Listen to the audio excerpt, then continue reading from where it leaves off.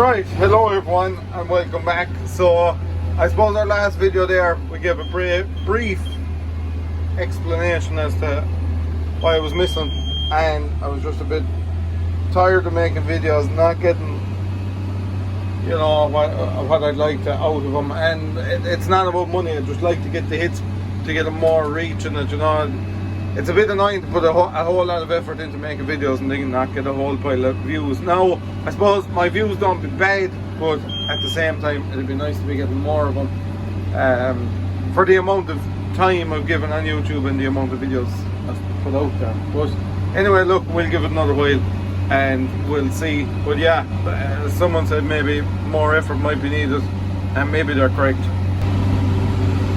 But at the same time, you do have to remember, I'm only one man and I'm trying to do a lot of different things. So time, I can't spend hours and hours and hours editing videos because I just won't have the time to do it. So they're raw in the aspect, and they're made as just loads of clips put together, and there's no real editing goes into it.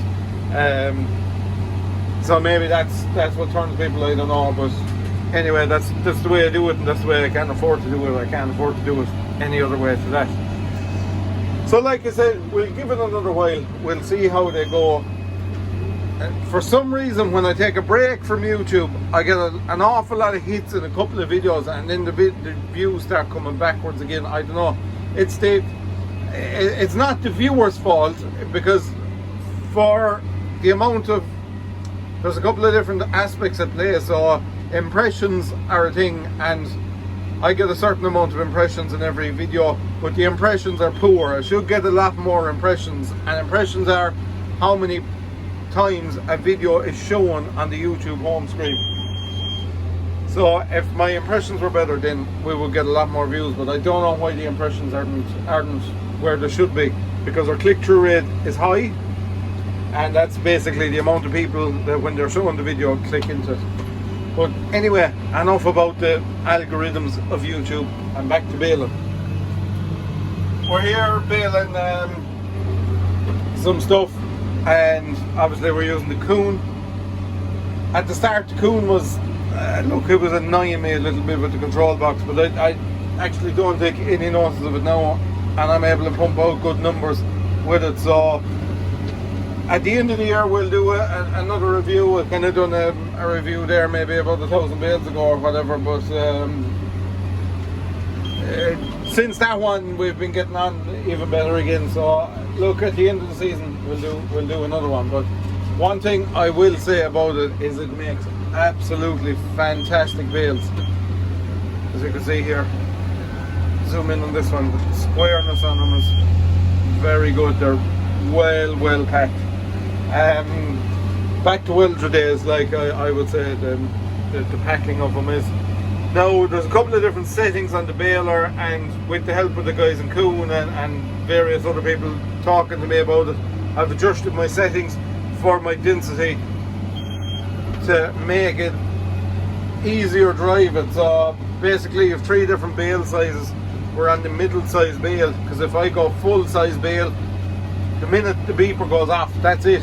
She's full to the brim. You can afford to go an extra couple of feet before you stop. So if you're on the middle bale size, it actually allows the door to open that small little bit, and you have that little bit of give to take the grass while you're moving, because as you can see, this stuff is relatively light, and I'm doing 13 kilometers an hour here. So when I decide to stop, it's going to take a bit of distance from me to stop.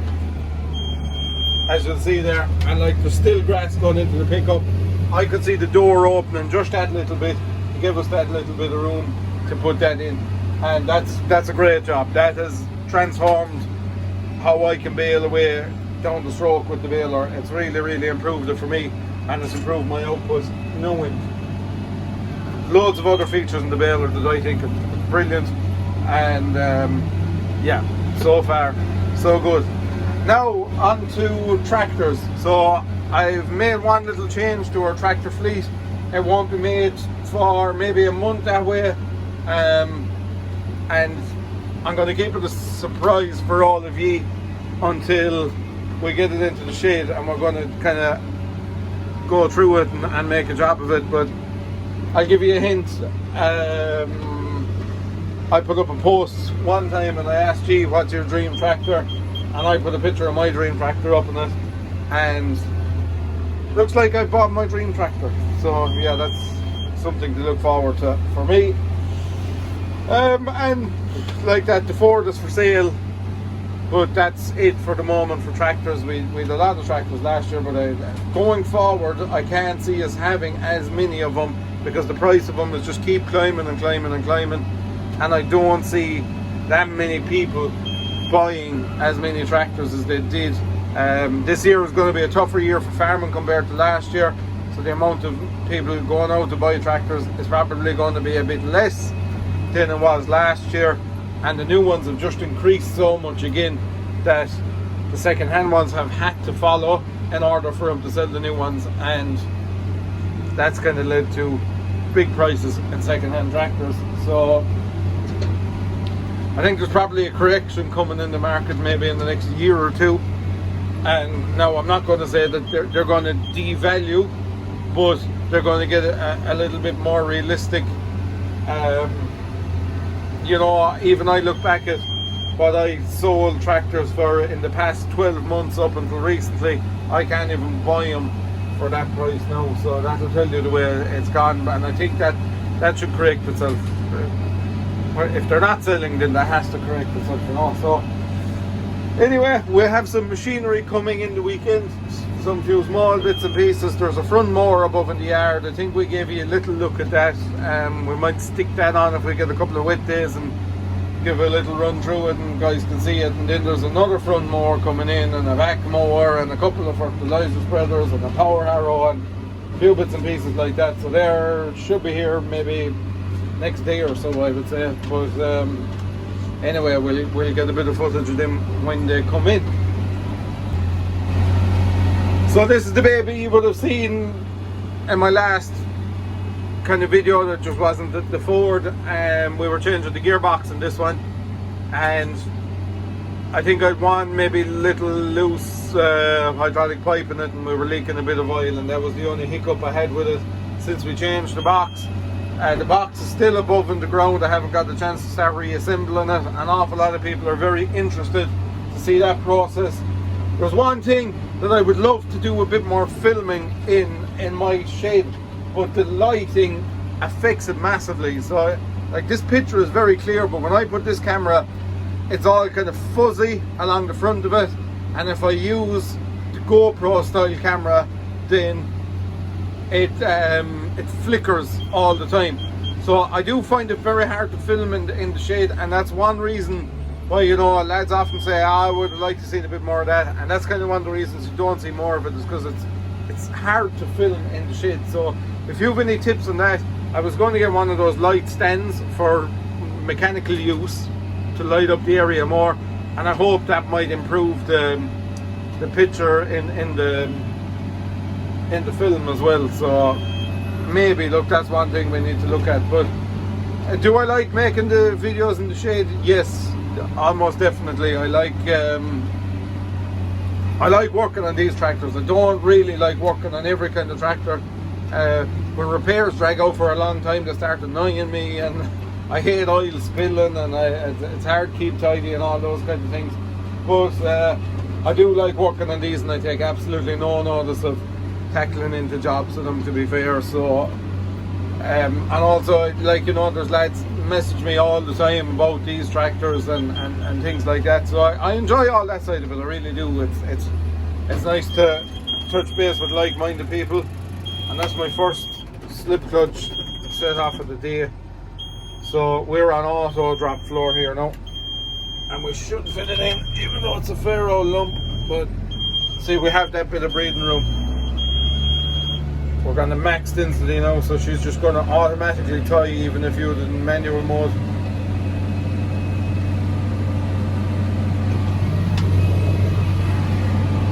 Throw off our bale in the back.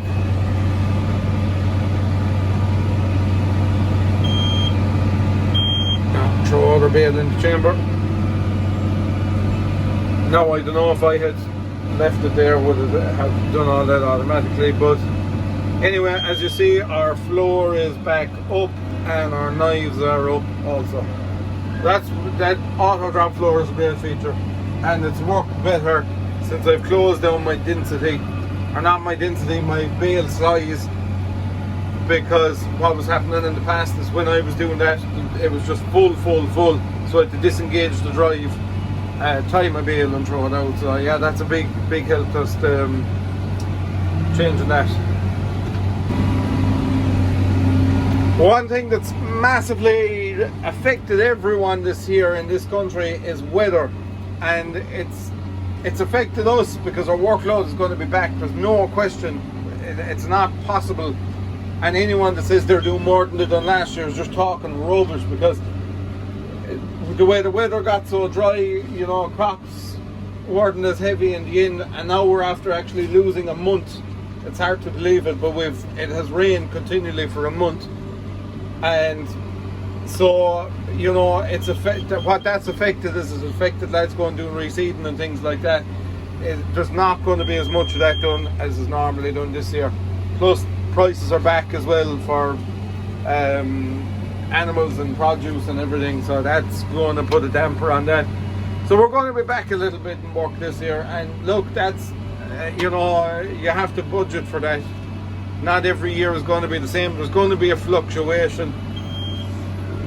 You're not going to lose, or not lose, but you're not going to be back half your work. You know, you're going to be back, I suppose we're back maybe 10% of what we would normally do, but the reseeding game this year is pretty much non-existent. Compared to last 2 or 3 years, we were putting in a lot of acres of grass seed, and this year, oh, I'd say we're hardly even up on 50. And that's across the board. Most contractors I talk to aren't doing near what they normally would in that kind of work. So it's just the year that's in it. Next year could be totally different.